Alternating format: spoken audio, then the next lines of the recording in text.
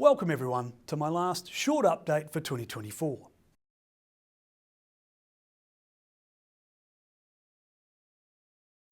In my September Rainey review, I spoke about Daniel Kahneman, an unlikely economics giant.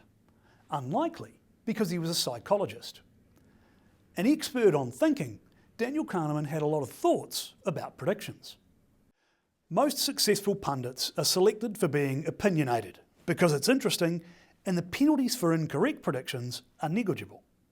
You can make predictions and a year later people won't remember them. Because I make a habit of remembering, I took a light-hearted look at predictions made by the economists from the big 5 banks to see how they got on. To prove just how hard it is to make predictions, I also tested the Reserve Bank of New Zealand Pūtea Matua's ability to predict its own key indicator. The Reserve Bank of New Zealand's key monetary policy tool is the official cash rate, or OCR. The OCR is the interest rate that the Reserve Bank charges registered banks for their deposits with them. It also affects all other interest rates in New Zealand. Bankers should be really good at predicting interest rates. After all, it's their main job.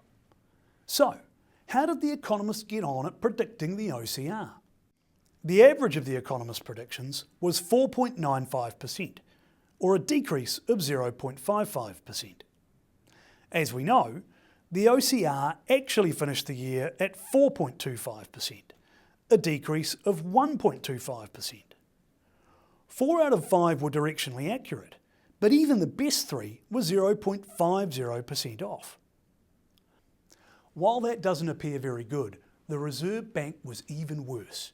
It got its own prediction of its own indicator more wrong than the economists did. In fact, it didn't even get the direction right.